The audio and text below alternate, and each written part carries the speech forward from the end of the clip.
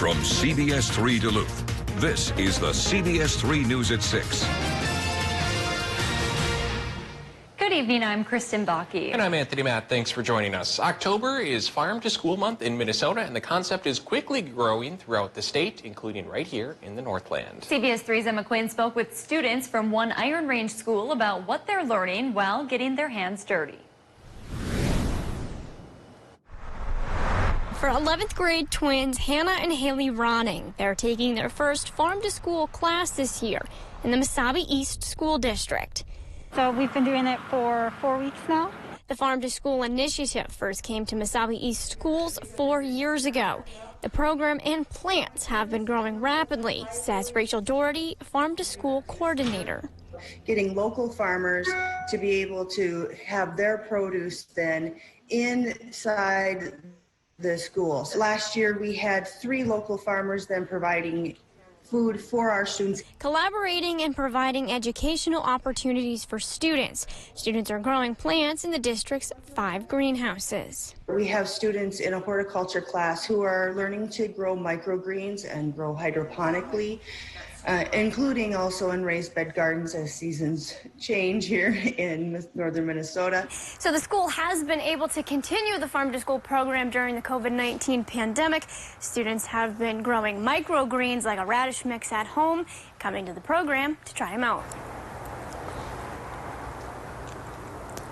Got a little dirt in my mouth. You get to know exactly where it came from, you get to know how it's grown, and then you get to give it to your other classmates. Educators say the hands-on experiences students are getting can help make better connections. They're able to make those connections from what they are learning in a textbook, though, and applying it into real life. I know this will be helpful in the future. If anything, if it's just like a little side hobby, to learn this, it's good to know. Everyone should know where food comes from.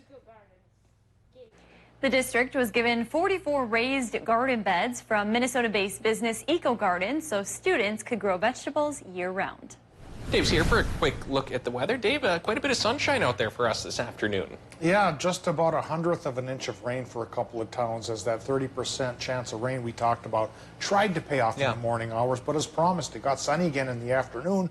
And it's still sunny because sunset's still about an hour away. So this picture just outside of Ely, always one of my favorites. It looks like a postcard. It's beautiful. But clouds are on the increase for the entire region as a better chance of rain comes by tomorrow morning. First, though, we talk about high temperatures because today we got to normal and a little bit warmer than normal with a range of roughly 54 to 62 degrees. Normal's about 53.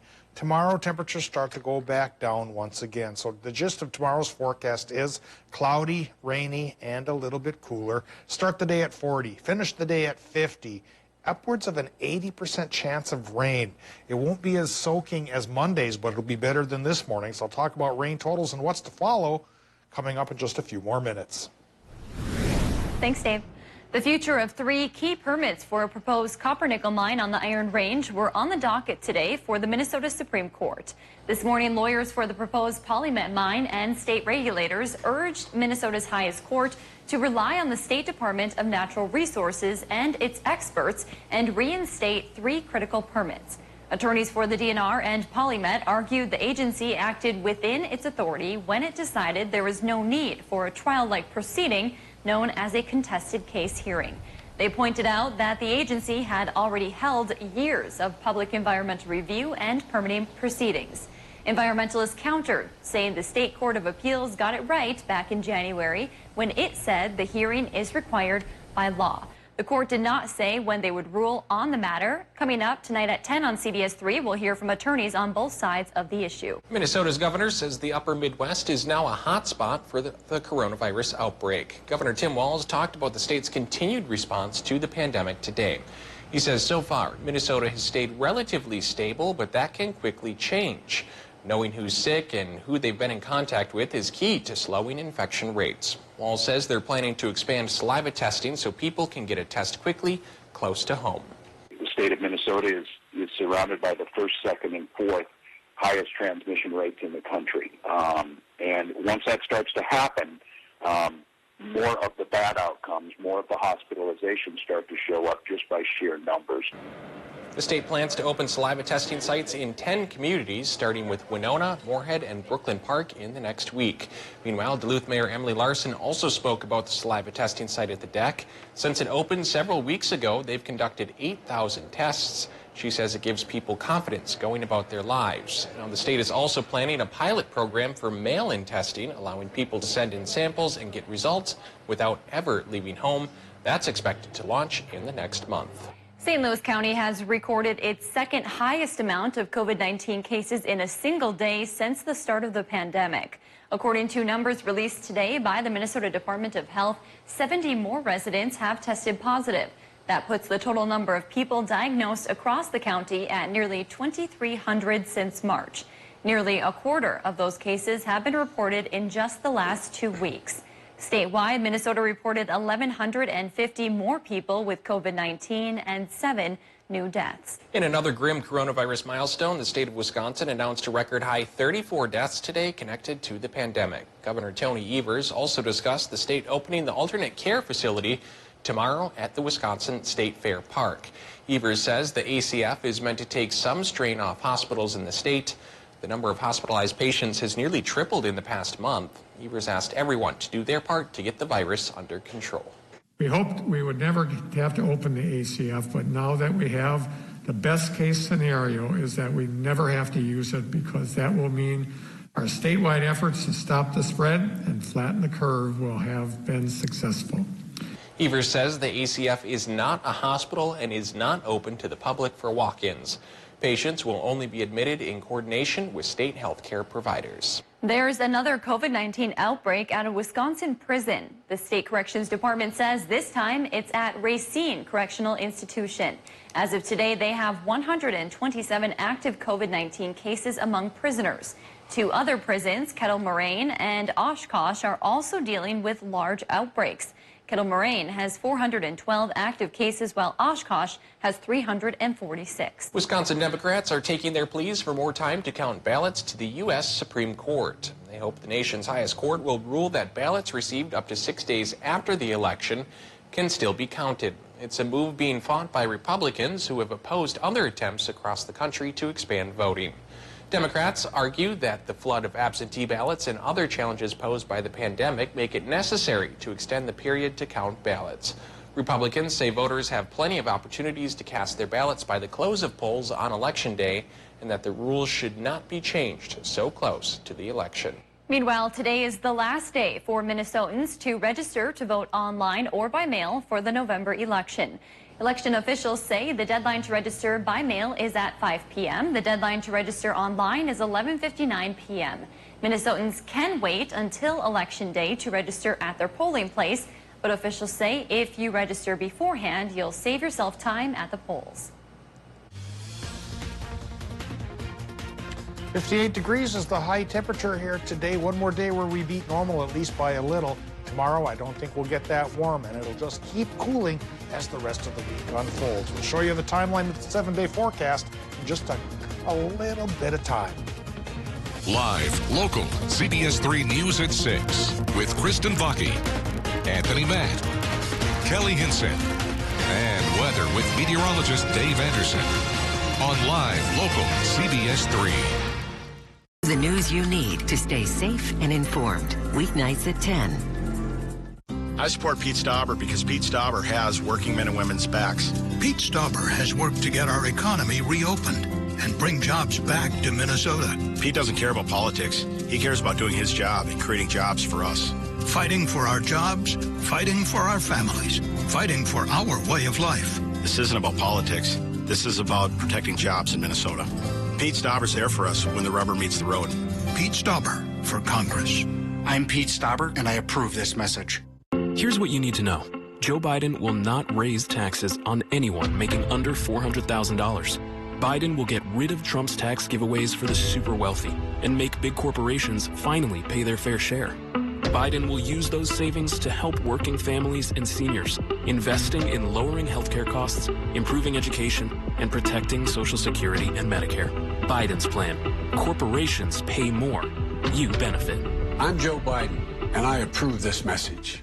Hello, I'm Mike Lindell, and as you know, my passion is to help each and every one of you get the best sleep of your life. That's why I created my new Giza Dreams bed sheets. The first night you sleep on my sheets, you'll never want to sleep on anything else. Go to MyPillow.com or call the number on your screen right now to get your very own MyPillow Giza Dream Sheets. Use the promo code and Mike will give you 2 for 1 low price and free shipping. For the best night's sleep in the whole wide world, visit MyPillow.com. A great smile is so much more than just a physical attribute. It's a part of every laugh, adventure, milestone, and connection. At Lake Dental, our team is committed to getting to know you and your specific dental needs. With our IV sedation, forget any dental anxiety and wake up with a new smile. Express yourself confidently with the help of Lake Dental, where artistry is in every smile. Call Lake Dental today for your free smile analysis. I got married, became a therapist, have a beautiful daughter. Ah, kids are great. Can you prescribe drugs? I have friends, just not the kind that, care about me. I'm in a little bit of trouble. I was hoping I could stay here for a couple days. What kind of trouble? I don't remember, and it's bad. Drew? Gina. Guess who's getting a kidney? We are a match!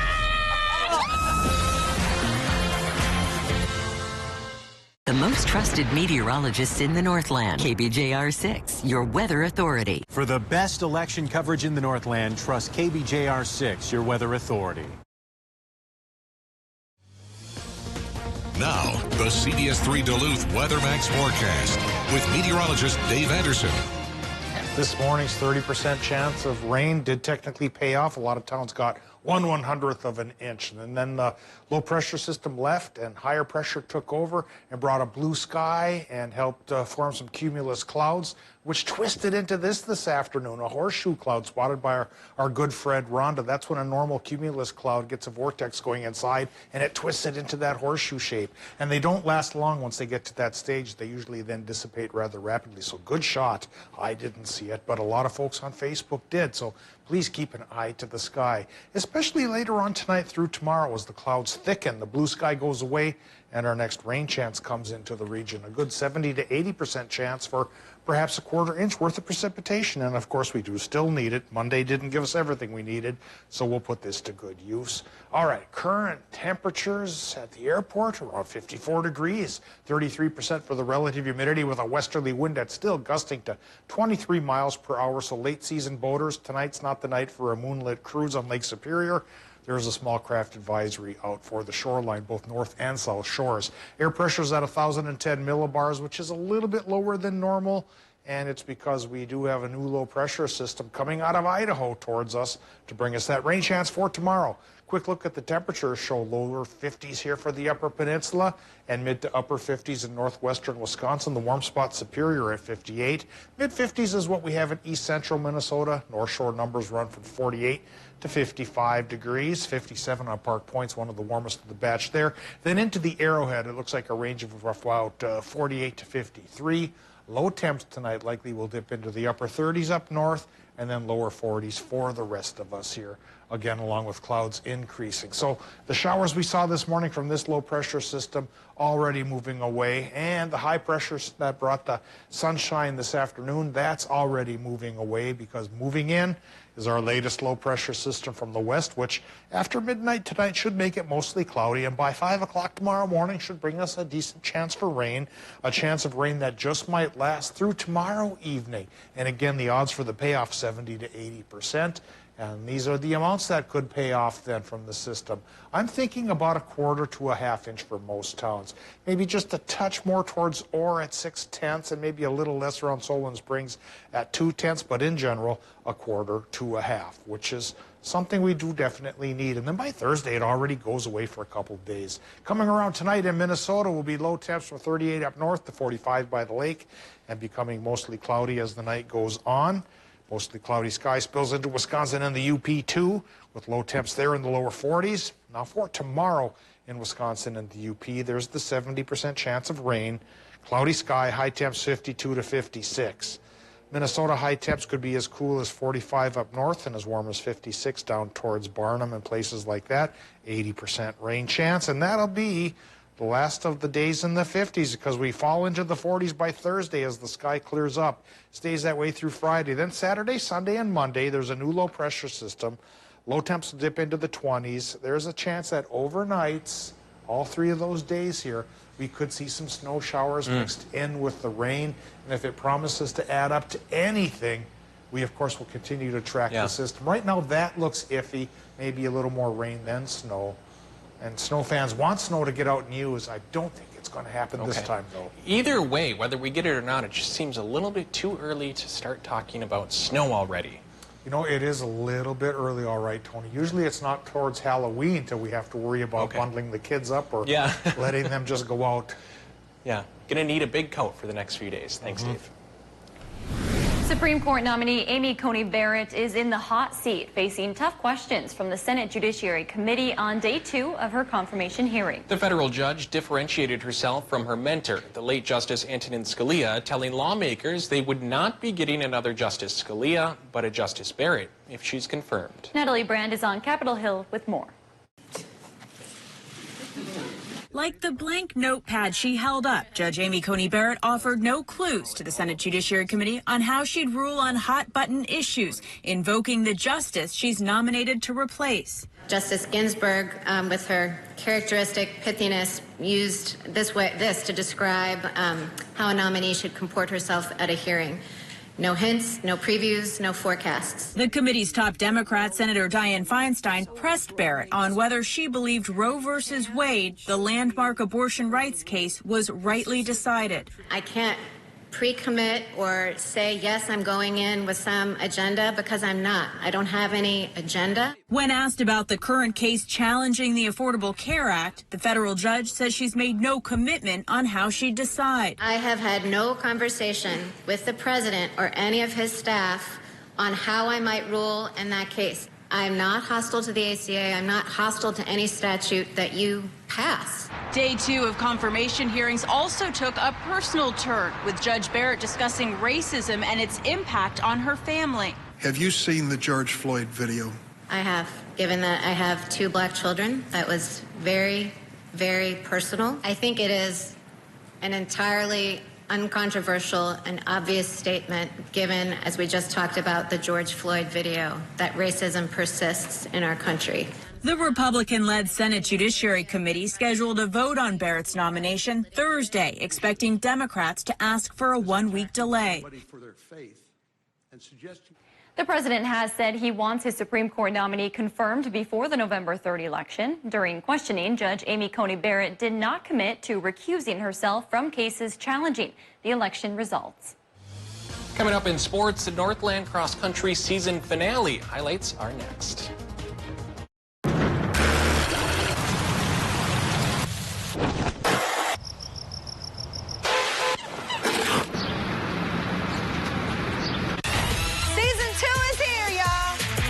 And yes, I am in an eye patch. How much more, Kelly, can it get? The Kelly Clarkson Show, weekdays at 3 on CBS 3. This pandemic is like an earthquake that's shaken our lives and highlighted our challenges, like helping people and businesses recover while building a stronger and more just America. And that's why I'll work with anyone in either party to get things done in the Senate. One example, I've taken on the drug companies to make lower-cost drugs like insulin available. I'm Tina Smith, and I approve this message because I will move hell or high water to do what it takes to help my fellow Minnesotans. I'm Quinn Nystrom, and I pay $600 a month for 2 vials of insulin, and that's with insurance. Meanwhile, drug company profits go up and up.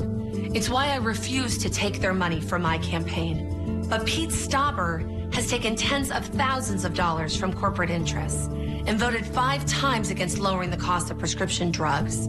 I approve this message because I know we literally can't afford Pete Stauber in Congress. Hi, I'm Steve Little with Your Home Improvement Company. For the month of October, we are offering free installation for windows, siding, roofing, and bathrooms. That's right, free installation. As always, you can still get one of our great financing options for low monthly payments. or 0 down, 0 interest, and 0 payments until 2022. This offer ends October 31st, so call us today or go online to book your appointment to take advantage of this amazing offer. Your home improvement company, where it's your home made better. Western lets your UTV power through the storm. The Impact V-Plow and Impact Straight Blade, with the features the pros demand. Custom tailored for your UTV. And to keep your work top-notch, rely on the Tornado UTV Hopper Spreader. Now that's a job well done. Western, more jobs done faster. Get your snowplow from the experts at JM Auto Service. We are Western Snowplow Headquarters. I am speaking in all caps.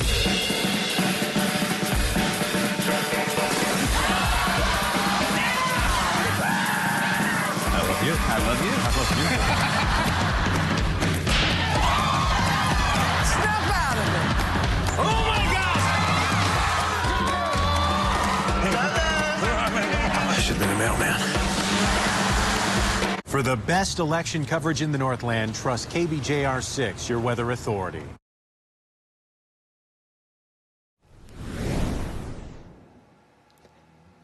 Well, this is it for high school cross country this season. With no state meet around the corner, sections are the culminating championship event. Yesterday was the 7 single A girls meet.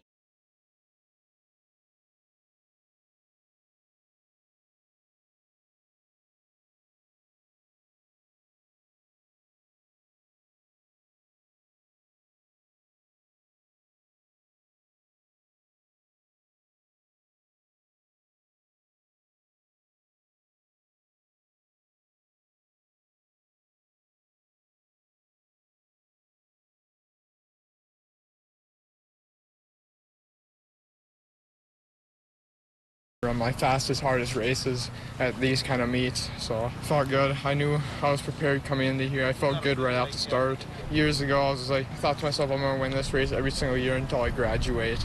So that was the plan, and it worked out.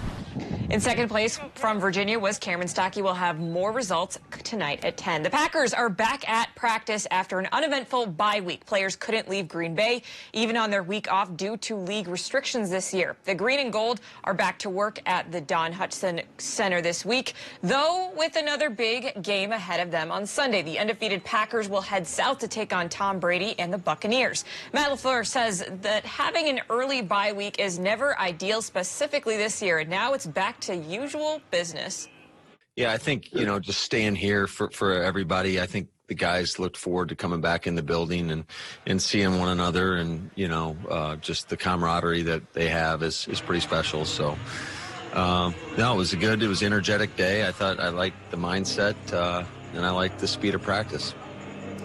The Vikings and the Packers play back-to-back games on Sunday afternoon. First, the Vikings look to collect their second win, facing interim head coach Raheem Morris in the 0-4 Atlanta Falcons. The Packers face Tom Brady and the Tampa Bay Bucks, hoping to keep their undefeated record alive at 3:25 p.m. in Fox's Game of the Week. It was just last November, after 4 full seasons as a professional hockey player, that former UMD goaltender Kazimir Kasua, I can never say that, Kasua, debuted in his first NHL game. I got it. And now he's getting a new team. The 27-year-old has signed a 1-year, 2-way deal with the Nashville Predators after winning 14 games with the Toronto Marlies, the AHL affiliate of the Toronto Maple Leafs. The Finland native spent 2 seasons with UMD, setting several records as a dog, including career goals against average and save percentage. The NCAA is working on legislation this week that would compensate student athletes for their name, image, and likeness. The 2-day meeting involving the NCAA Division I Council could finalize formal legislation that could be voted on at the NCAA convention in January of 2021. The focus of the council remains as follows: recruiting, pre-enrollment, and third-party oversight. What is being discussed includes compensation for endorsing products, signing autographs, and serving as private coaches. The first of its kind compensation for college athletes is being fast-tracked after a number of states passed name, image, and likeness legislation.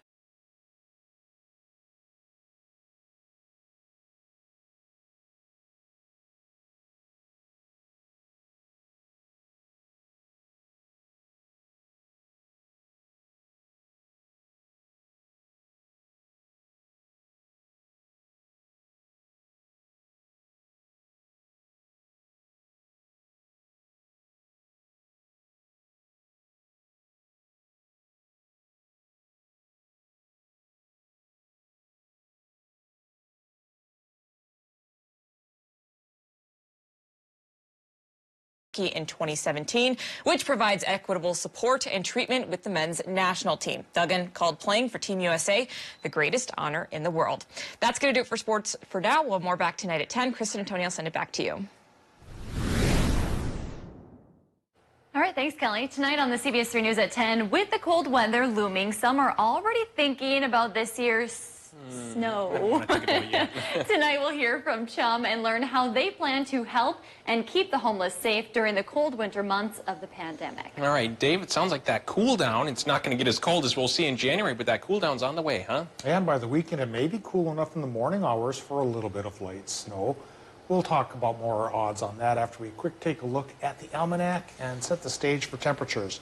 Normal high is 53, normal low is 36. So how does that compare with what's coming our way for the week ahead? Well, we'll be close to normal on Wednesday with a high of 50, but an 80% chance of rain, maybe a quarter of an inch or so coming across, which we need. Then for Thursday and Friday, it clears up and dries up and cools down. High temps will be in the lower 40s. Overnight low temps will run from 25 to 30. Now, those cooler temperatures in conjunction with our next low pressure system on Saturday, Sunday, and Monday means during the overnight hours when things are in the 20s, the precip could be a mixture of rain and snow, 40 to 50% chance for flurries mixed in with the showers during that 3-day period. Right now, I don't see evidence of it trying to stick. If it does try to stick towards the end of the system here, I don't think it'll last long. Or maybe it will. Frankly, look at Tuesday. We start to cool even the daytime highs down towards the support level for snow there, although I still think it's pretty iffy. But we vow to track the system as it comes through, and we'll see what it does. All right, thanks, Dave. And we will see you back on CBS 3 at 10 o'clock tonight. Looking forward to it. Thanks for watching.